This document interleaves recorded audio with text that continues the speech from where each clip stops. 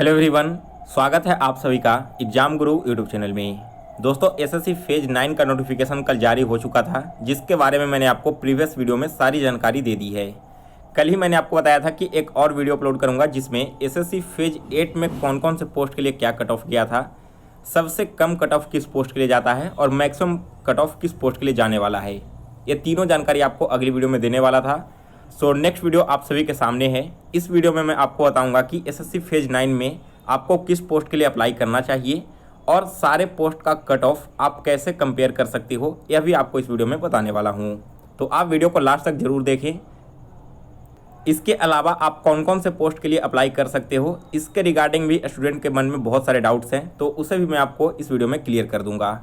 Video start करने से पहले आप सभी के लिए एक छोटी सी इन्फॉर्मेशन है।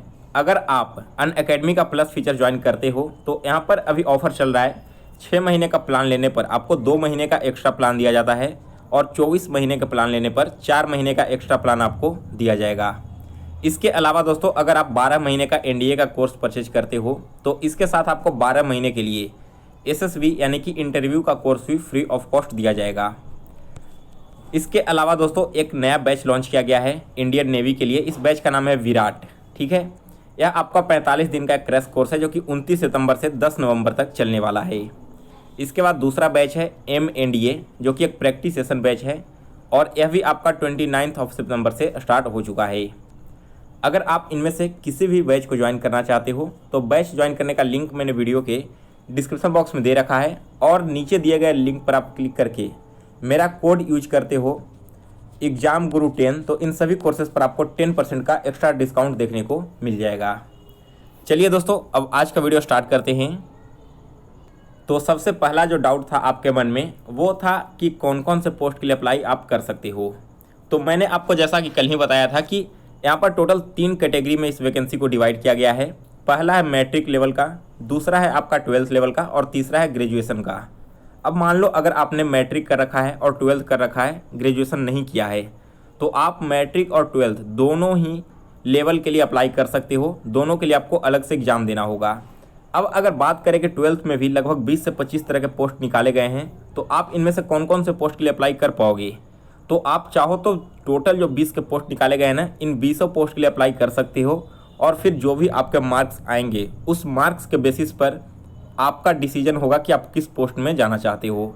लेकिन एक बात का ध्यान रखना, जितने भी पोस्ट के लिए आप यहाँ पर अप्लाई करोगे पर पोस्ट आपको 100 रुपीज़ का चार्ज देना पड़ेगा।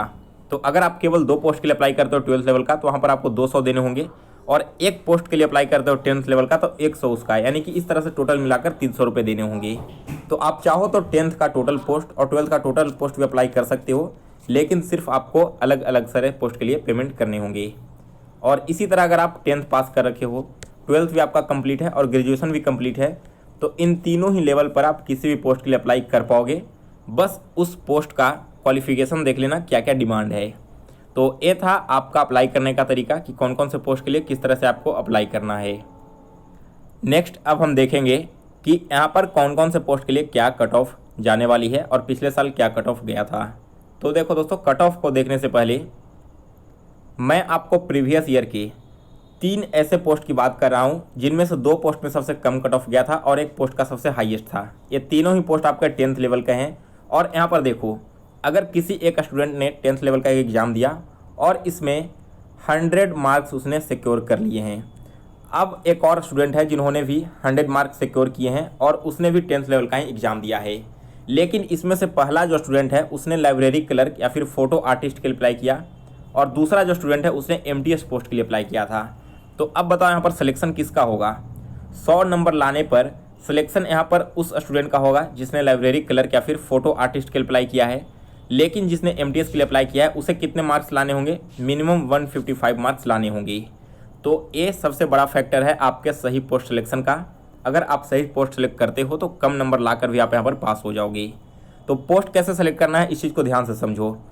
सबसे पहले तो आपके पास 2021 यानी कि एसएससी फेज 9 का नोटिफिकेशन होना चाहिए, एसएससी फेज 8 का नोटिफिकेशन होना चाहिए और एसएससी फेज 8 में जो कट ऑफ गया है ना उसका PDF होना चाहिए। ये तीनों PDF मैं आपको टेलीग्राम चैनल पर एक साथ दे दूंगा, आप वहां से इसे आसानी से डाउनलोड कर लेना और टेलीग्राम चैनल का लिंक आपको वीडियो के डिस्क्रिप्शन बॉक्स में मिल जाएगा।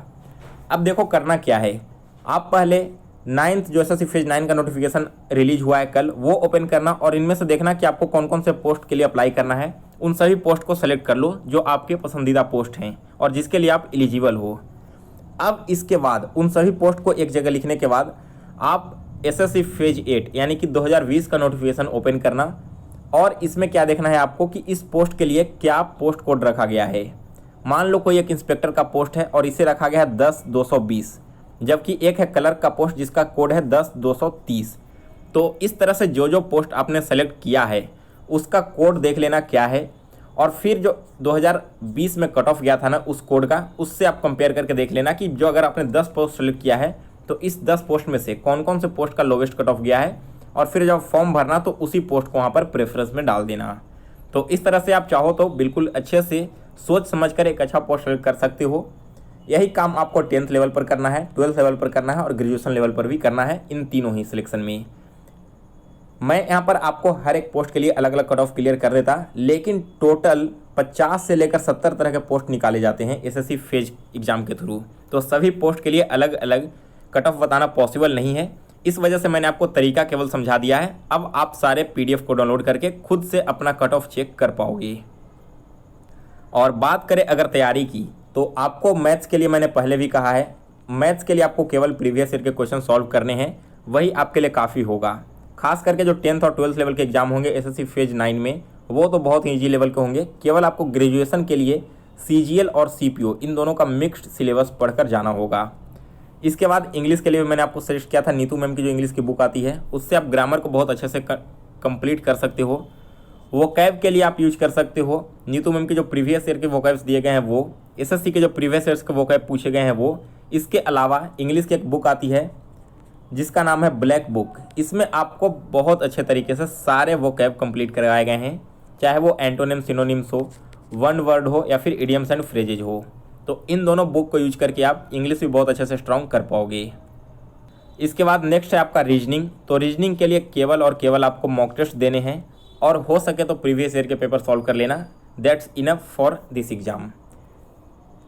इसके बाद क्या है, नेक्स्ट है आपका जीके। तो देखो जीके का सिलेबस बहुत ही वास्ट है और अलग अलग तरह के इसमें सब्जेक्ट्स भी हैं। तो जीके के लिए मैं एक अलग से वीडियो बना दूंगा जिसमें आपको टोटल सिलेबस, कौन कौन से टॉपिक से कितने क्वेश्चंस आए हैं पिछले साल में, और इस साल के आपको कौन कौन से टॉपिक्स इंपॉर्टेंट है जो पढ़कर जाना है, ये तीनों चीज़ें डिस्कस कर दूंगा। तो फिलहाल आज के वीडियो में बस इतना ही।